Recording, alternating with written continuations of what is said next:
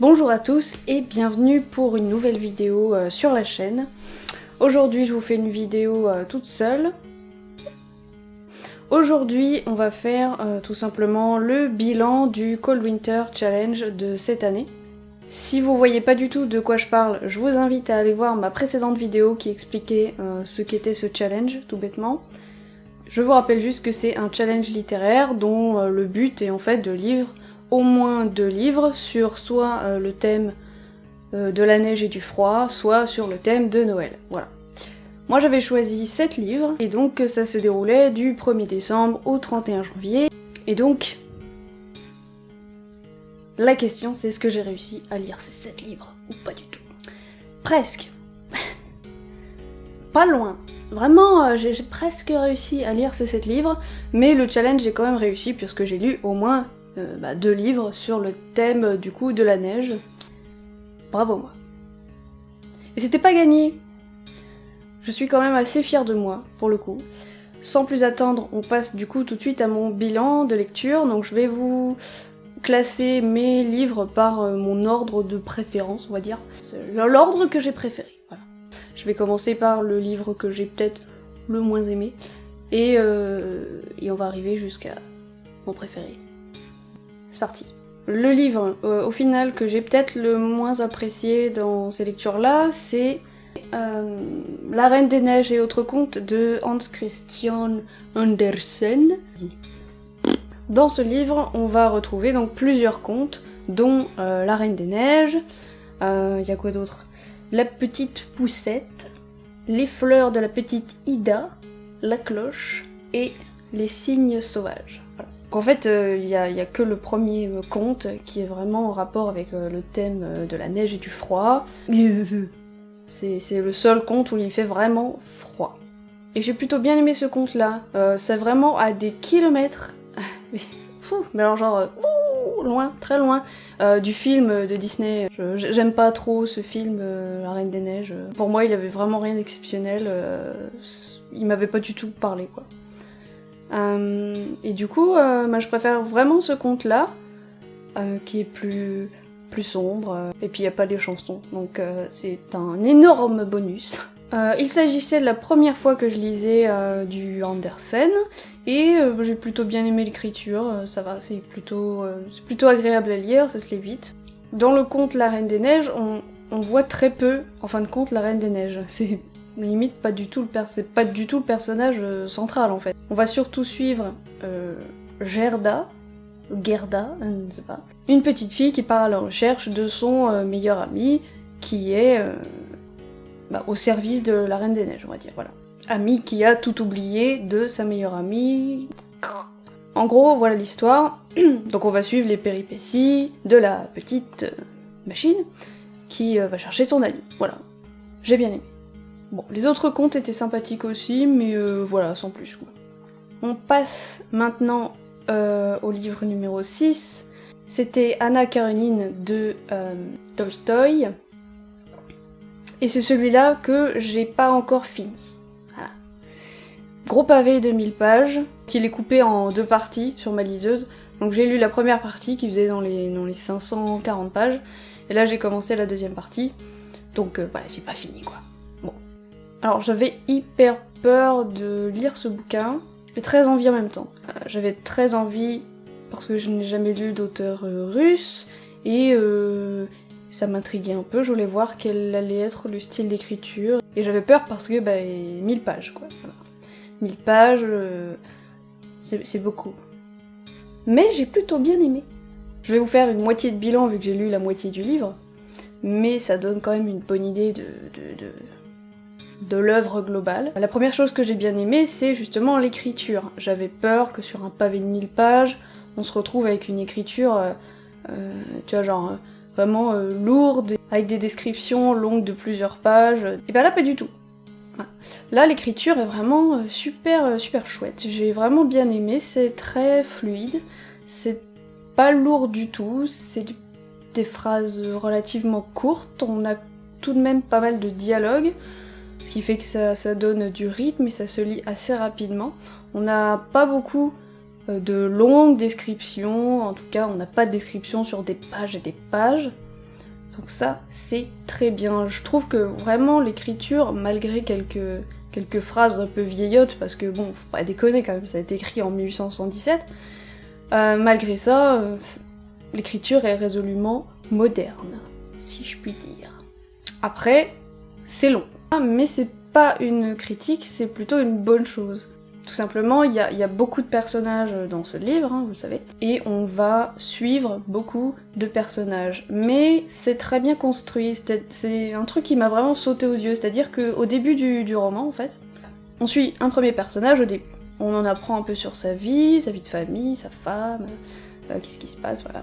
Ce personnage, ensuite, rencontre un autre personnage, ce qui va nous permettre d'en apprendre plus sur ce personnage. Et le chapitre suivant reprend donc ce deuxième personnage, qui va introduire à sa suite un troisième personnage, puis un quatrième personnage, etc. De cette façon, on avance de façon vraiment logique, à travers les chapitres. Je sais pas si c'est clair ce que je dis. On avance de façon logique, un personnage après l'autre, et ça permet de s'y retrouver, ça part pas dans tous les sens. C'est plutôt bien construit et bien amené. Donc on est posé, on part un personnage, un autre, un autre, un autre, un autre. On voit du coup les liens entre les personnages. Donc tout ça c'est plutôt bien ficelé, donc c'est agréable à lire, et on s'y retrouve. Bon par contre les noms en russe, voilà. L'autre point c'est que le titre du livre donc peut faire penser que le livre tourne autour de la famille Karénine, donc avec Anna Karénine, qui en fait voilà, a une liaison avec un autre gars. Et donc on pourrait penser que c'est ce qu'on va le plus suivre dans le livre, mais pas du tout.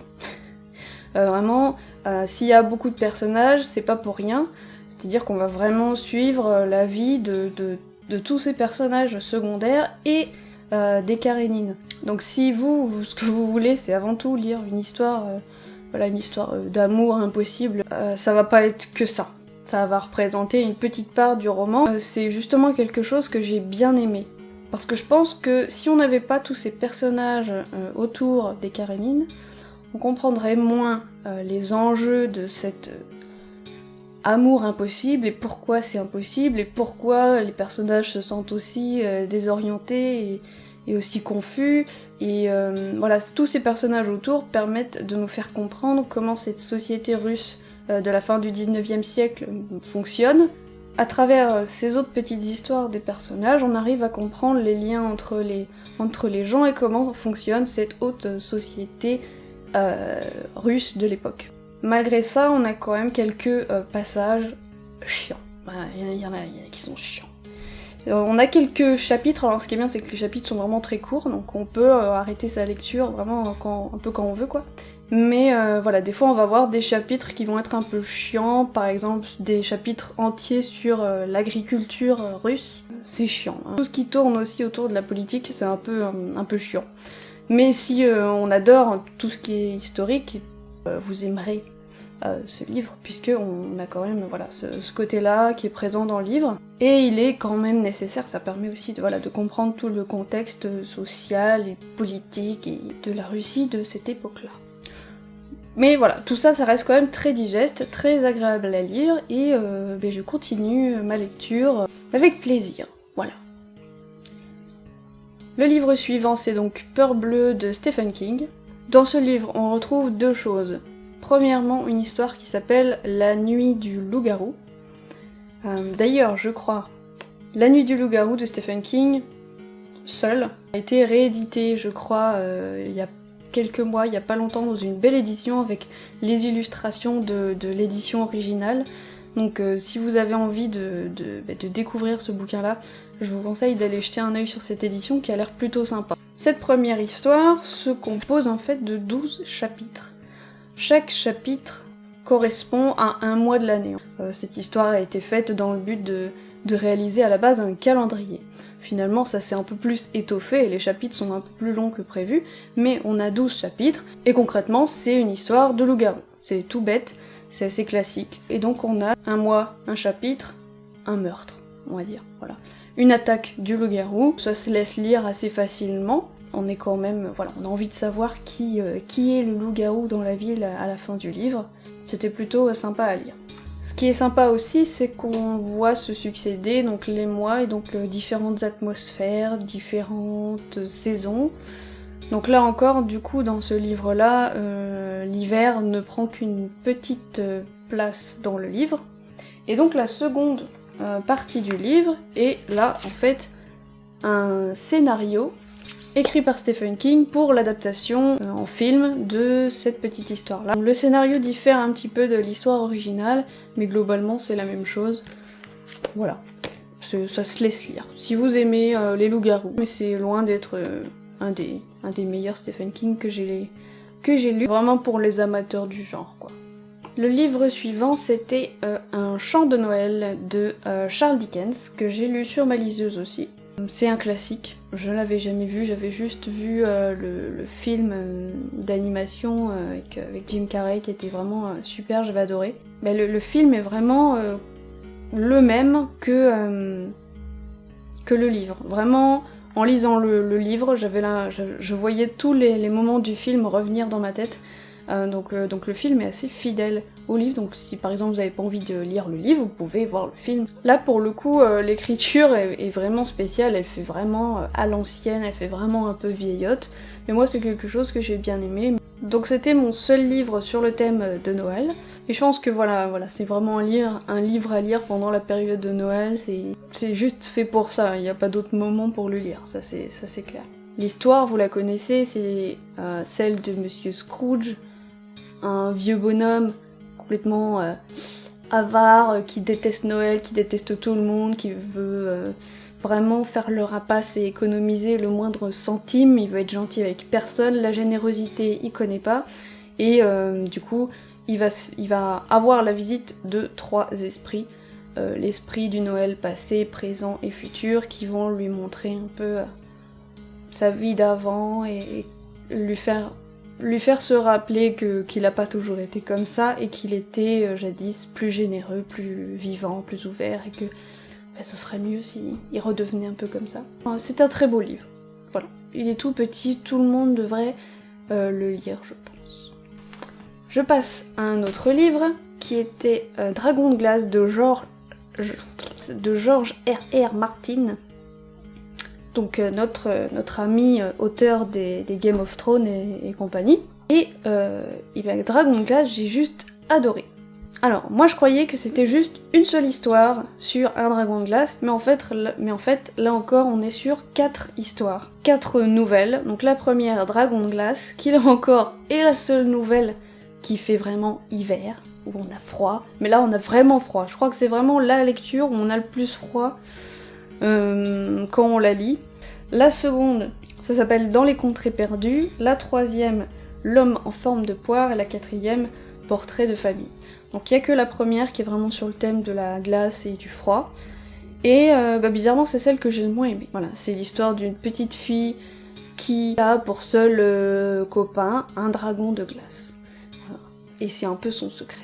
C'est mignon, c'est sympa, mais ça va pas très très loin, ça s'arrête un peu abruptement. C'est une histoire qui aurait mérité d'être plus développée, il y avait un univers un peu sympa, j'aurais bien aimé lire plus. J'étais un peu... c'est déjà fini. Bon. La seconde histoire, qui s'appelle donc Dans les contrées perdues, est plutôt sympa aussi, même si on voit pas trop où l'auteur veut en venir avec cette histoire-là. Et celle-là fait vraiment conte. Voilà, comme la première, on est vraiment sur du conte plus que de la nouvelle. Du coup, ce que j'ai préféré, c'est en fait les 2 dernières histoires, qui sont plus des nouvelles, et que j'ai vraiment, vraiment adoré. Elles m'ont vachement fait penser à du Stephen King, pour le coup, parce qu'elles ont un côté un peu assez malsain et horrifique, que j'ai bien aimé. Là, donc, la troisième histoire qui s'appelait donc L'homme en forme de poire, alors celle-là, elle met vraiment mal à l'aise, celle-là. Elle est vraiment bizarre. C'est une nana qui emménage dans un nouvel appartement et un de ses voisins est un homme en forme de poire. Et les descriptions de cet homme-là, elles font pas envie. Hein. C'est un bonhomme en forme de poire qui est pas beau, qui passe son temps à manger des Cheetos. Des trucs apéro au fromage, là... Genre il mange que ça et du coca tout le temps, et il commence un peu à la fixer tout le temps et à lui demander de venir chez lui. Et c'est très malsain, voilà, il y a un rapport entre les deux qui est très dérangeant. Et puis la chute de l'histoire est vraiment... merde. C'est... ça c'est vraiment une histoire à lire absolument. Elle est vraiment géniale, j'ai adoré, même si on se sent trop mal tout le long. La dernière histoire, Portrait de famille, est vraiment super bien aussi, elle m'a vraiment fait penser à Stephen King, voilà, ça mélange un peu... Il y a un petit côté fantastique dans cette nouvelle-là, qui fait que l'histoire prend tout de suite une ampleur différente. J'ai vraiment bien aimé, je m'attendais pas à la fin, et j'ai bien aimé la fin. Donc du coup, voilà, globalement, j'ai vraiment bien aimé Dragon de glace, notamment pour les 2 dernières histoires. Ensuite, je sais plus compter, on est à combien là ? Le 6e livre que j'ai le plus aimé, c'est donc La Nuit des Temps de Barjavel. Alors je vous avais dit que j'avais déjà lu... Ravage, oui voilà. J'avais déjà lu Ravage de Barjavel, que j'avais bien aimé mais sans plus. Celui-là était vraiment super bien. Là pour le coup on est vraiment dans le thème de la neige, puisque ça se passe en Antarctique. Donc on a cette expédition scientifique polaire, où on cherche des trucs, on sait pas trop ce qu'on cherche, mais on cherche, et on tombe sur quelque chose d'inhabituel, une sorte de signal qui vient du plus profond de la glace. Ce qui est bien, c'est que ça se lance hyper vite, voilà, on va très vite trouver ce qu'il y a au fond de la glace. Donc pour pas spoiler, je vais pas dire qu'est-ce qu'on va trouver sous la glace, mais tout simplement, c'est une histoire qui est vraiment très prenante, et très poétique, que j'ai bien aimé. Avec une pointe encore d'histoire d'amour. Il faut pas que ça vous rebute. C'est Barjavel. C'est très bien écrit, c'est très beau, c'est très... ça a rien de niais ou quoi que ce soit. Et le mélange fonctionne vraiment très très bien, tout est très mystérieux. C'est vraiment une histoire originale, c'est un très beau livre. Que du coup, voilà, si vous voulez commencer Barjavel, et ben pour le coup, moi je vous recommande plutôt, voilà, La Nuit des Temps plutôt que Ravage. À lire absolument. On arrive au dernier livre, c'était donc celui que j'ai préféré lire, Marche ou crève de Stephen King, qui effectivement a rien à voir avec l'hiver ou le froid. Vraiment, je comprends pas trop cette histoire de couverture avec de la neige, parce que ça se passe pas du tout dans la neige, ni quoi que ce soit. J'ai vraiment adoré, je l'ai dévoré. Ça fait partie, je pense qu'il va faire partie des Stephen King que j'ai préféré lire. Pour le moment, en tout cas. Ce livre a une histoire toute simple. Ça, c'est encore du pur Stephen King. Il arrive avec une idée très simple, à te faire tout un truc, et à te prendre vraiment aux tripes avec quelque chose de tout bête. Donc, l'histoire, dans Marche ou crève, c'est la marche. C'est tout. On a une sorte d'émission, on va dire, de concours, ou que sais-je. 100 participants, 100 jeunes adolescents, des garçons, pas plus de 20 ans je crois. Et l'idée, c'est que ces 100 participants marchent. Ils marchent, ils n'ont pas le droit de s'arrêter, ni de ralentir en dessous de quelque chose comme 6 km/h. Sinon, ils reçoivent leur ticket. Alors c'est tout le temps cette expression-là qui est utilisée dans le roman, c'est assez drôle. Au début on se dit, tiens, qu'est-ce que ça veut dire recevoir son ticket ? Bah il se prennent une balle dans la tête, tout simplement. Et donc, ils commencent à marcher, ils ne s'arrêtent pas, ils ne peuvent pas ralentir. Voilà, vraiment, ça, une fois que c'est commencé, on va jusqu'au bout, jusqu'à ce qu'il n'y ait plus qu'un participant, qu'un gagnant. Et ce gagnant-là, qu'est-ce qu'il gagne ? Alors on sait, justement, là, tout est le... J'ai bien aimé ce côté-là dans le livre, on sait pas trop exactement ce qu'il gagne. Il gagne, d'une part, une grosse somme d'argent, on sait pas combien, et d'autre part, tout ce qu'il veut. Voilà, tout ce qu'il demande, on lui donne. Donc c'est très attractif, donc on a à chaque fois, voilà, chaque année, on a 100 participants qui doivent marcher ou crever. C'est très simple comme histoire. Et au début on se dit, ouais, bon, ils doivent marcher quoi, c'est pas... Ça pourrait être pire. Non, je crois pas que ça pourrait être pire en fait.